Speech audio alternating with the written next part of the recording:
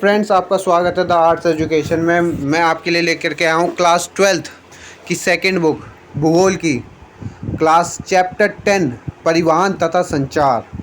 मैं हूँ अमित। तो आइए हम आपका इंट्रोडक्शन पहले शुरू करते हैं कि परिवहन आखिर होता क्या है। तो डेफिनेशन पढ़ते हैं पहले। वस्तुओं तथा यात्रियों को एक स्थान से दूसरे स्थान तक पर ले जाने की प्रक्रिया को परिवहन कहते हैं। ये जो मैंने आपको अभी बॉक्स में दिखा रहा हूँ, इसी को परिवहन कहते हैं। मतलब एक व्यक्ति एक स्थान से दूसरे स्थान पर जब जाता है तो वो उसे परिवहन कहते हैं। जैसे कोई व्यक्ति अपने गांव घूमने जाता है, यदि कहीं अपने ऑफिस जाता है तो एक स्थान से दूसरे स्थान पर गया तो इसे परिवहन कहते हैं। और संचार किसे कहते हैं? हमारा जो चैप्टर का नाम है संचार। दो या अधिक व्यक्ति आपस में किसी एक संदेश पर समान समझ पैदा करने के लिए विचारों, भावों, तत्वों, प्रभावों याति आदान प्रदान करते हैं। मतलब कि हम जब परिवहन करते हैं, एक स्थान से दूसरे स्थान पर जाते हैं, तो हम अपने विचारों को भी लेके जाते हैं। हम वहाँ पे बातचीत करते हैं, हम अपने विचारों को बताते हैं। तो इसी को संचार कहते हैं। परिवहन के साधन क्या होते हैं? तो सबसे पहला साधन हमारा आता है स्थल। दूसरा साधन जो आता है हमारा वो होता है जल। तीसरा वायु। स्थल में हम सड़क के द्वारा जा सकते हैं, रेल के द्वारा जा सकते हैं, पाइपलाइन के द्वारा नहीं जा सकते, लेकिन पाइपलाइन के द्वारा हम वो करते हैं। और स्थल और वायु के द्वारा। अब हमारा आता है, हम पहले स्थल के बारे में जानते हैं कि स्थल परिवहन आखिर होता क्या है। प्राचीन काल से भारत में मार्गों एवं कच्ची सड़कों का उपयोग के लिए किया जा रहा है।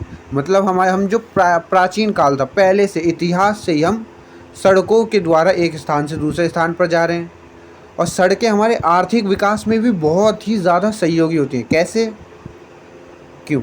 हम जब अपने जॉब के लिए एक स्थान से दूसरे स्थान पर जाते हैं, किस लिए? उससे क्या होता है? हमारा आर्थिक विकास होता है। तो परिवहन हमारे आर्थिक विकास के लिए ज़रूरी है। सड़क परिवहन। तो पहले हम डेफिनेशन पढ़ते हैं। भारत का सड़क जाल विश्व का दूसरा सबसे बड़ा सड़क जाल है। इसकी कुल लंबाई 54.8 लाख किलोमीटर है, जो 2016 और 17 में थी। ये जो हम 54.8 लाख किलोमीटर है, ये 2016 और 17 के हिसाब से है, जब हमारा सड़क जाल विश्व का दूसरा सबसे बड़ा जाल था।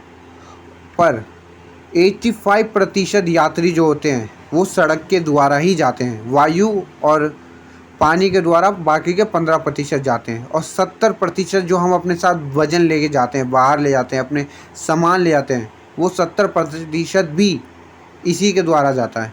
और सबसे पहले हमने जो हमने सड़क का बनाने की प्रयास 1943 में किया था, नागपुर योजना बना करके। भारतीय सड़क 1943 में सबसे पहले नागपुर योजना बनाई गई थी, जिसमें सड़क को बनाने की प्रक्रिया की गई थी। और 20 वर्षीय योजना बनाई गई थी 1961 में, जिसमें भी सड़क को बनाने की कोशिश की गई थी, ताकि हमारा विकास हो सके, हमारा आर्थिक विकास हो सके। अब हम आता है राष्ट्रीय महामार्ग। हमारा राष्ट्रीय महामार्ग क्या होता है आखिर? जिन सड़कों को केंद्र सरकार द्वारा निर्मित एवं आरक्षित किया जाता है, उन्हें राष्ट्रीय महामार्ग के नाम से जानते हैं।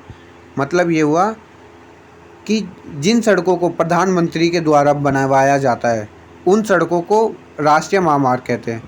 दूसरा पॉइंट में क्या है? इन सड़कों का उपयोग राष्ट्रीय परिवहन तथा सार्वजनिक क्षेत्रों तथा रक्षा सामग्री पहुंचाने और सेना के आवागमन के लिए किया जाता है। इट मीन्स कि जो हमारी सेना होती है, उसके आने के लिए, जाने के लिए, यदि हमारी युद्ध हो जाता है तो दूसरे देश से लड़ने के लिए सामग्री को पहुंचाने के लिए हमारा राष्ट्रीय महामार्ग का यूज़ किया जाता है। और तीसरा पॉइंट क्या दिया हुआ है हमारा? तीसरा पॉइंट, राष्ट्रीय महामार्गों की लंबाई पूरे देश की कुल सड़कों की लंबाई का मात्र 2% है, लेकिन यह सड़क यातायात के 40% भाग का वहन करती है। राष्ट्रीय महामार्ग जो प्रधानमंत्री के द्वारा जो रास्ते बनाए जाते हैं, वो सिर्फ और सिर्फ पूरे देश के 2% सड़कें होती हैं, पर हम लोग 40% उन्हीं सड़कों का यूज़ करते हैं जो देश के द्वारा बनाई जाती है। राष्ट्रीय महामार्ग हमारे लिए बहुत ज़रूरी भी होती है, हमारे काम भी आती है, इससे हमारे लिए रक्षा भी होती है। राज्य महामार्ग, इन मार्गों का निर्माण एवं आरक्षण राज्य सरकार द्वारा किया जाता है। राज्य सरकार द्वारा जो सड़कें बनाई जाती हैं उन्हें राज्य महामार्ग कहा जाता है। दूसरा पॉइंट क्या है? इन राज्यों की राजधानी को जिला मुख्यालय तथा अन्य महत्वपूर्ण शहरों को जोड़ते हैं। यह मार्ग राष्ट्रीय महामार्ग हो जाते हैं, जुड़े होते हैं। मतलब कि जिन राज्य की सरकार के द्वारा जो मार्ग बनाए जाते हैं उन मार्गों से ज़्यादातर महत्वपूर्ण शहर जुड़े होते हैं। राष्ट्रीय महामार्ग जुड़ा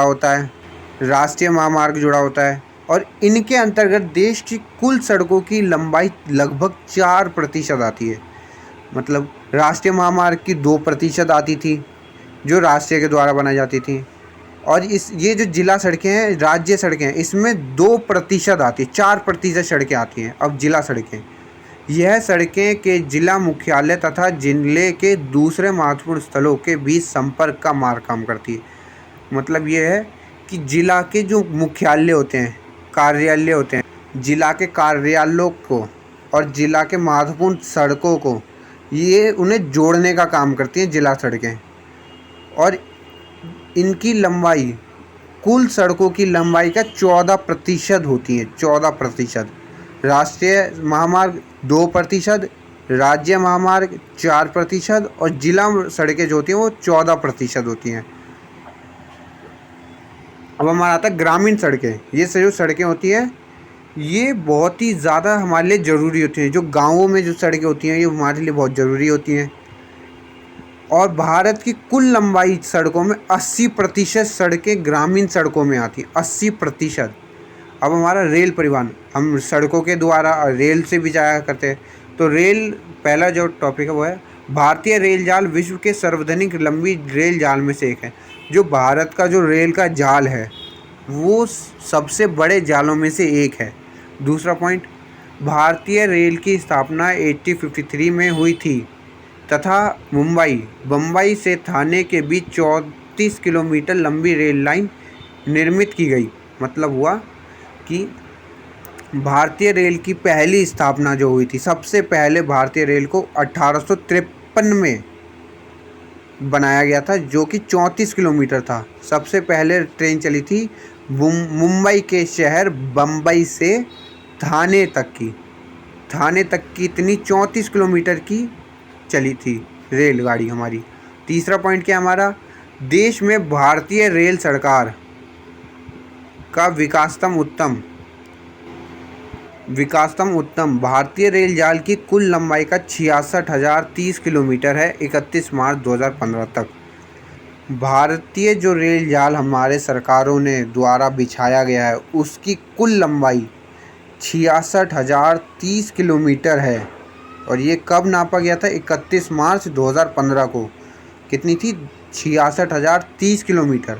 अब हमारा जो चौथा पॉइंट वो क्या है, महात्मा गांधी ने कहा था भारतीय रेल ने विविध संस्कृति के लोगों को एक साथ ला करके भारत के स्वतंत्रता में संगम में योगदान दिया है।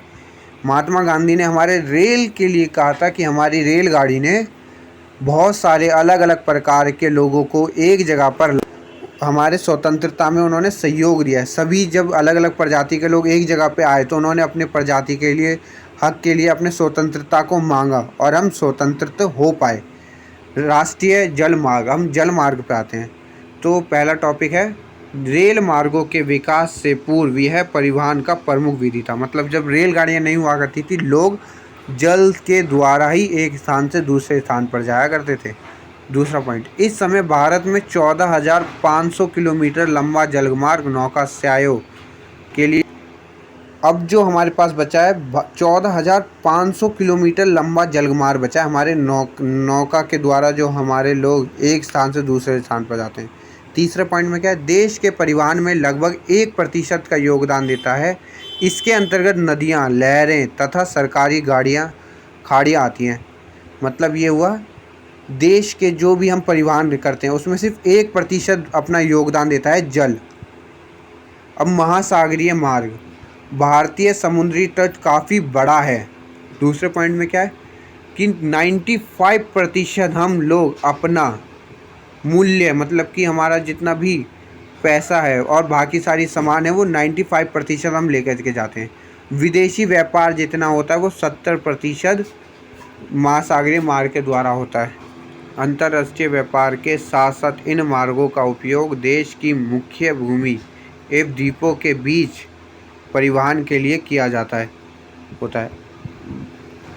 अंतर्राष्ट्रीय व्यापार के साथ साथ हम हमारे भारत से जो द्वीप थोड़े दूर हैं उनके परिवहन के लिए भी महासागरीय मार्ग का यूज़ होता है।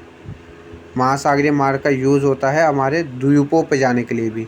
परिवहन वायु, परिवहन का सबसे तेज़ साधन वायु परिवहन है, सबसे ज़्यादा तेज़। दूसरा, इसने यात्रा का समय को घटाकर दूरियों को कम कर दिया है। जो हमारी यात्रा की दूर जगह होती है, हमारा देश बहुत ही बड़ा है, तो हमारे जो एक स्थान से दूसरे स्थान पर बहुत दूर स्थान होते हैं उन पे हम वायु के द्वारा उड़ करके जा सकते हैं, जो कि हमारा कम समय लगेगा। सन 1911 में भारत में वायु परिवहन का आरंभ हुआ था, जब इलाहाबाद से नैनी तक की 10 किलोमीटर तक की दूरी तय करनी थी हमें। 1911 में हमने सबसे पहला वायुयान लॉन्च किया था, जो कि इलाहाबाद से नैनी तक उड़ा था, 10 किलोमीटर उड़ा था। लेकिन वास्तविक इसका जो स्वतंत्रता प्राप्ति के बाद ही हुआ इसका विकास। अब हमारा आता है इंडियन एयरलाइंस का इतिहास। देश में विशालतम राज्य क्रिया के लिए सर्वाधिक वाली घरेलू वाहक इंडियन एयरलाइंस ने अपने नाम के साथ से एयरलाइन शब्द का विकलित कर दिया और इसे 18 दिसंबर 2005 से केवल इंडियन नाम से जाना जाता है।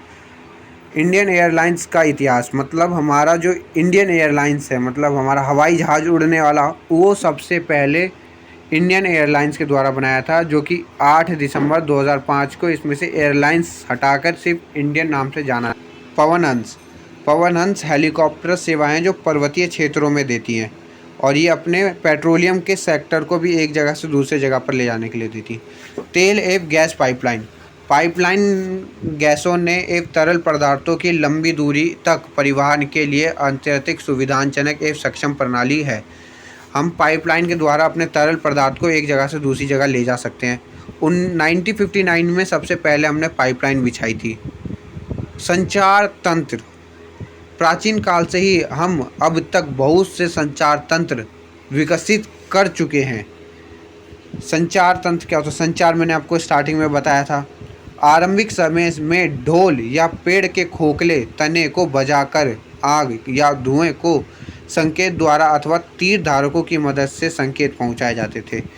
मतलब कि पहले जो लोग थे वो पेड़ों को बजा करके या आग जला करके उनके धुएं से जो संकेत पहुंचाते थे कि उन्हें कोई काम है या किसी चीज़ का वो इशारा किया करते थे। जानवरों के द्वारा भी वो संचार किया जाते थे। ऊँट, घोड़े, पंछी, कुत्ते, जानवरों की मदद से भी हम संचार किया करते थे। विज्ञान ने हमारे संचार में बहुत से क्रांति लाने के लिए महत्वपूर्ण भूमिका निभाई है। विज्ञान ने कैसे हमारे इंटरनेट और भी बहुत सारी बातचीत करने के लिए, हमारे स्वतंत्र होने के लिए हमारे संचार जाल का होना बहुत ज़रूरी था। रेडियो भारत में प्रशासन सन 1923 में किया गया था सबसे पहला, और इसको क्या नाम था इसका? रेडियो क्लब ऑफ मुंबई द्वारा किया गया था। इसे बहुत लोकप्रियता मिली थी। 1936 में ऑल इंडियन रेडियो नाम रखा गया और दोबारा से 1957 में बदल करके आकाशवाणी में कर दिया। और ये जो रेडियो था ये हमारे मनोरंजन, शिक्षा, सूचना, इन भिन्न प्रकार के कार्यक्रमों को प्रसारित करता था। रेडियो हमारे जीवन के लिए सर्व जरूरी था। इतने टाइम पे किया गया था। उपग्रह संचार, उपग्रह स्वयं में ही संचार की एक विधि है। उपग्रह जैसे सैटेलाइट, उपग्रह से जो हमें चित्र प्राप्त होती हैं उससे हम अपने मौसम का, प्रकृति का, आने वाली समस्याओं का, इन सब पे हम पता लगा सकते हैं आने से पहले, और हम बता सकते हैं। और हमारी जो सेना जो हमारे लिए रक्षा करती है उनको इन्फॉर्मेशन दे सकते हैं कि कोई हमारे इधर हमला तो नहीं कर रहा। ये सब हम बता सकते हैं उपग्रह संचार की वजह से। अब आते हैं हमारे महत्वपूर्ण तिथियाँ। सबसे पहले सड़क परिवहन, 1943 में नागपुर योजना बनाया गया था। भारतीय रेल की स्थापना कब हुई थी? 1953 में। मुंबई के शहर बम्बई से थाने के बीच में 34 किलोमीटर लंबी चली थी। और वायु परिवहन 1911 से इलाहाबाद से नैनी तक की 10 किलोमीटर की दूरी तय की गई थी वायु परिवहन के द्वारा। भारत में रेडियो 1923 में हुआ था।